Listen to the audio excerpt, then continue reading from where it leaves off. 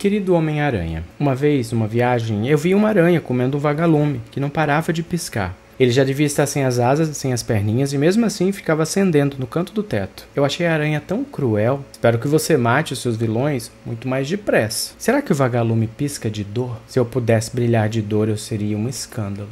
Oiê, voltei, gente! Hoje a gente vai conversar sobre Se Deus Me Chamar Não Vou, de Mariana Salomão Carrara. Esse livro que pra mim já passou por releitura e tudo, e que eu sempre recomendo para absolutamente todo mundo, porque é uma leitura super leve e o melhor de tudo, e pra mim uma das coisas mais difíceis de se fazer, é uma leitura engraçada. Cara, isso aqui você dá risada de verdade. Eu pelo menos gaitei, como diz o outro. E sabe o que é mais irônico de tudo? Que eu não comecei o vídeo como deveria estar começando. Curte o vídeo caso você goste dos conteúdos que a gente está vendo por aqui. Comenta aqui embaixo se você já leu, se você vai ler. Compre o livro também se quiser pelo link aqui embaixo que é patrocinado e ajuda o canal. E compartilha com alguém que possa gostar também, né? De repente, deixa eu ajeitar minha teta e agora a gente vai. Sabe o que eu ia dizer antes de fazer essa... Você entendeu? É um negócio que é o seguinte, a gente tá falando de uma leitura que, apesar do engraçado, é um engraçado que eu acho que é ainda mais difícil de se fazer, que é um engraçado que serve como um alívio numa história que tem tudo pra ser, aliás, que é, na verdade, uma história triste, de uma personagem que se vende como uma personagem triste também. Ela tem consciência da tristeza que ela vive. E o mais absurdo de tudo, ela é uma criança. A Maria Carmen, que já é um nome que... É engraçado isso, é porque você vê Maria Carmen, você já pensa o quê? Numa senhora. Ah, vamos ser sinceros, né, gente? Maria Carmen, criança de 11 anos, não, né? Maria Carmen já nasce com 50 anos, com neto e tudo. E você passa a enxergar pelos olhos da Maria Carmen como é a vida dela, pela percepção que ela tem, assim. Uma percepção super criativa e divertida, engraçada, de uma forma muito ingênua, como uma criança de 11 anos. E aí tem um paralelo muito interessante aqui, que é o seguinte, ela se chama Maria Carmen, é um nomezinho de senhora, assim, e a Maria Carmen, ela é filha de um casal que tem como herança, e que trabalha nessa loja, uma loja de produtos, como é que eu posso dizer, gente? Sabe aquele tipo de loja que vende produtos ortopédicos, produtos para ginásticas laborais, produtos para... Sabe esse tipo de coisa? Produto, gesso, não sei do que, talas, é uma loja aparentemente que vende esse tipo de coisa. E a Maria Carmen tá crescendo naquele meio, numa loja em que as pessoas que entram lá para comprar coisa são filhas de pessoas muito idosas que estão precisando de algo daquela loja. Então a Maria Carmen, pela percepção dela, enxerga aquela loja como uma loja de velhos, segundo ela. E ela tem uns comentários muito engraçados sobre o envelhecer, sobre os idosos que aparecem por lá, sobre como ela de certa forma se identifica com eles também, apesar de ser uma criança e ter só 11 anos, né? E principalmente com a solidão dessas pessoas mais velhas. O livro começa com ela fazendo justamente uma cartinha, pra você ver como ela é criança, né? Pro Homem-Aranha. Ela escreve muito bem para uma criança de 11 anos. Inclusive, um personagem que aparece na história percebe isso e passa para ela um tipo de diário, um tipo de formulários, na verdade, eram formulários que faziam perguntas, tinha um monte de perguntas que ela poderia dissertar sobre, e aí ela vai contando e respondendo aquelas perguntas de uma forma super detalhada e tal, porque ele viu que ela tinha essa aptidão para escrita e tudo mais. E a professora dela também percebe isso e tudo mais, enfim. Boa parte do que a gente descobre a respeito da vida dela, dos pais dela, é através desses formulários e da forma como ela vai explicando como é a vida deles ali naquela realidade. Olha que engraçado. Ela falando pro Homem-Aranha: talvez se uma águia me mordesse, como eu tenho muito tamanho, ela não desse conta de me transformar numa mulher águia. E eu viraria a menina pomba. E os pais iam afastar as crianças que tentassem me dar milho, porque eles iam dizer que eu passo doença. E o ponto da Maria Carmen aqui é o seguinte, Maria Carmen é uma criança extremamente solitária. Ela é muito solitária em todos os sentidos da vida dela. Primeiro, ela é uma criança diferente das outras porque ela é aquela menina que provavelmente você já deve ter visto na época de escola, uma criança que tinha essas características.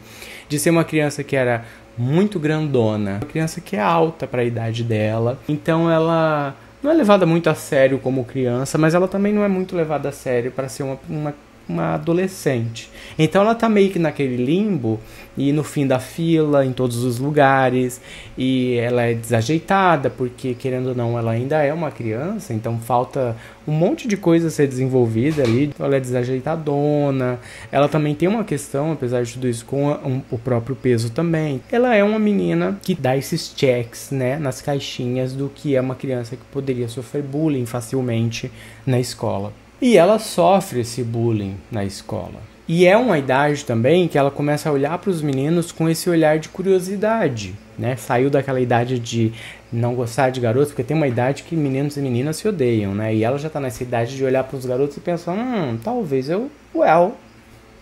E o que acontece? As meninas são quase todas pequenas e delicadas.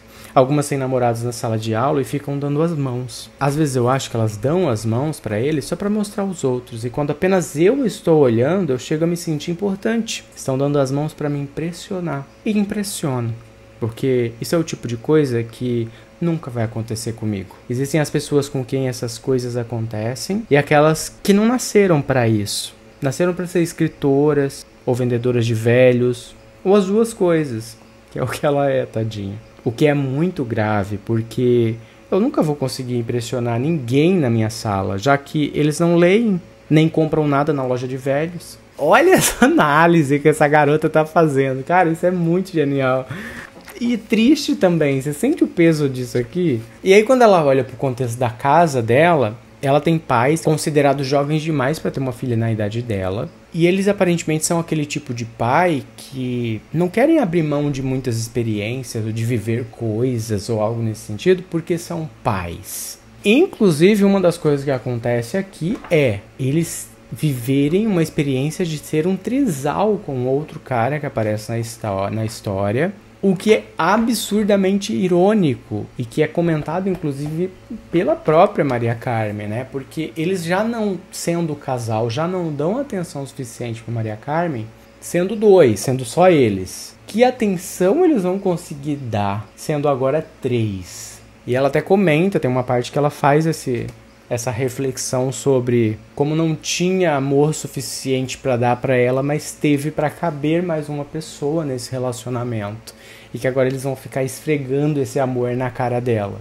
Mas a mãe dela tem uns momentos assim. A mãe dela oscila entre querer ser uma mãe muito descoladona e dar pouquíssima atenção para ela, e ser essa mãe que de vez em quando tem esses lapsos de meu Deus, eu tenho uma filha de 11 anos que tá precisando de ajuda, claramente eu preciso falar alguma coisa. Aí ela fala, às vezes algumas coisas são legais, mas que não é suficiente. Ela precisa mais do que esses momentos de frase de impacto, tá por perto, provavelmente presenciar mais o que é a filha dela se tornando adolescente. Maria Carmen tá precisando dessa ajuda. E aí tem um momento que ela fala, minha mãe disse que quando eu for mais velha, todos esses colegas que hoje eu admiro vão me causar pena, e eu vou rir dessa inveja que eu sinto por eles hoje. Mas quando eu for mais velha, eu vou precisar de fralda, e andador, e meia de compressão, que é a realidade que ela vê os velhos precisarem lá na loja dela, né? Então essa risada não vai valer muita coisa. Eu acho que existem, olha isso, eu acho que existem crianças mais solitárias que os velhos. E o mais irônico de tudo é que esse cara que aparece para fazer um trisal com os pais dela, que eu achei uma situação muito esquisita. Sabe quando você vai e volta para entender se é aquilo mesmo que está acontecendo? O mais engraçado e irônico é que ele chega na vida delas através da própria Maria Carmen, que escreve um e-mail para ele, porque ele era um homem que se vendia na TV assim como um especialista em reposicionamento, digamos assim, de marca, de lojas, de uma coisa assim. E aí ele vai para fazer essa repaginada na loja dos pais dela, para que eles tenham mais longevidade, consigam ter mais lucro, fazer toda essa, sabe, essa consultoria, digamos assim. Quando ele chega lá, ele é um cara muito bonito. E aí os pais dela ficam meio,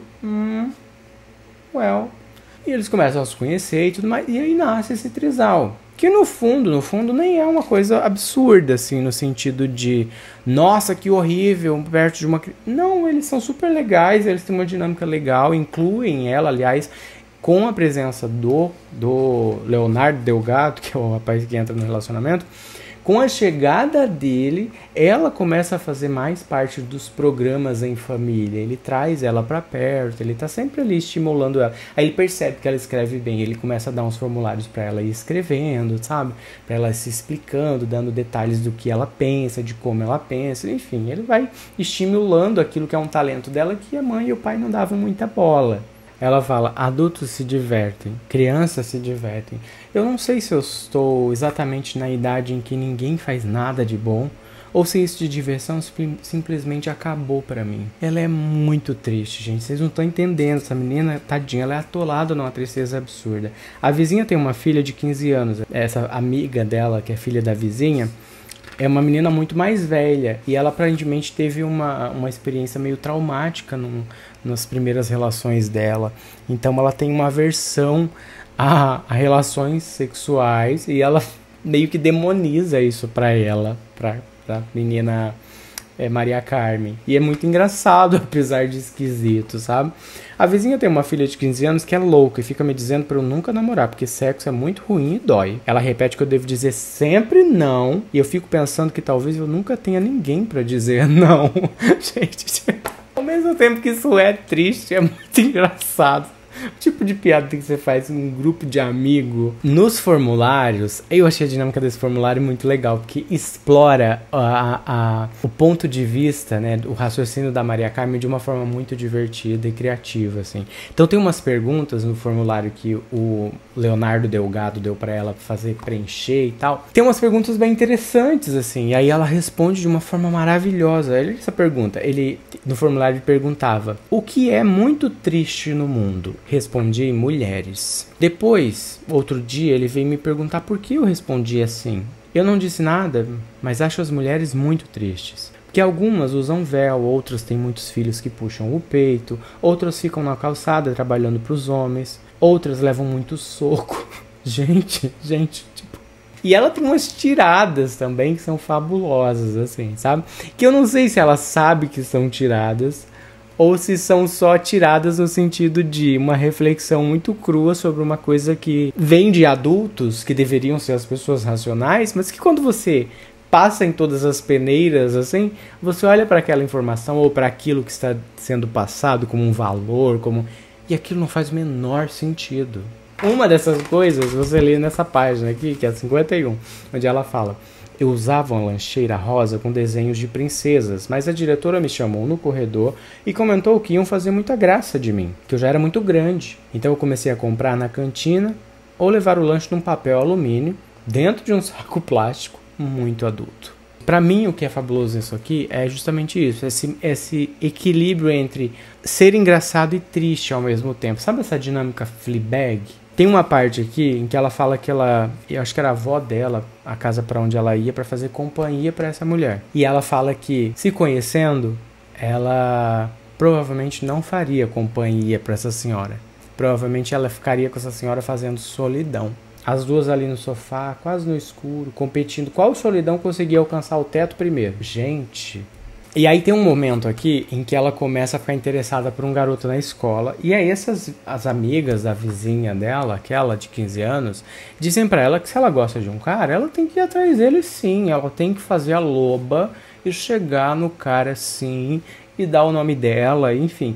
E aí ela leva isso muito ao pé da letra. O que acontece é que ela chega num garoto que ela não sabe, ela desconfia que ele possa ser homossexual, mas ela não tem certeza. No fundo ela tá muito afim dele e ela tá pensando em como dizer isso pra ele.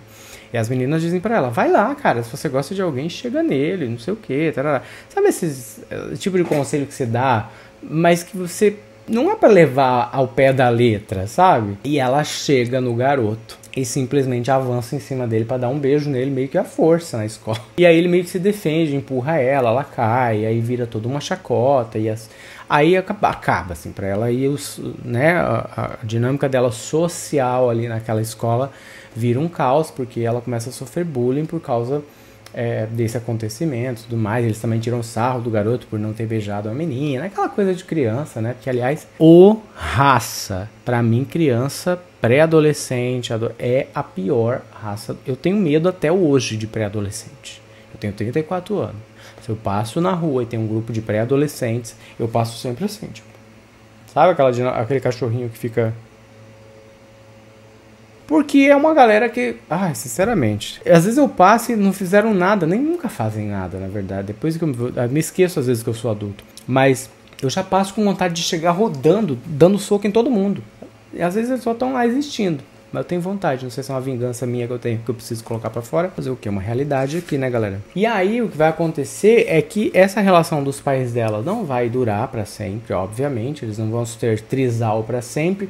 Tem um momento que a mãe dela percebe que a filha tá muito carente de uma atenção e que eles estão dando atenção pra tudo menos pra ela. Então ela tem que dar essa reorganizada nas prateleirinhas da vida e colocar a menina num lugar de maior destaque. Então tem esse momento, e eu acho isso muito bonito, inclusive, e acontece causado por uma situação em que a Maria Carmen adoece, porque ela tinha uma questão muito séria com fazer cocô, ela não gostava de fazer cocô, ela ficava segurando até o máximo, então vai passar vários dias, e aí acontece uma cena horrorosa dela numa viagem que ela é levada junto com o trisal, né? Ela passa mal porque ela tá há dias segurando o cocô dela, então ela tem um monte de bloqueios que precisam de uma atenção e que a mãe nem faz ideia, e ela passa mal nesse resort, é levada pro hospital, literalmente, enfim, aí ela conta toda a humilhação que foi aquilo, né? Na frente do cara que era o namorado dos pais, super bonito, ela toda suja de cocô.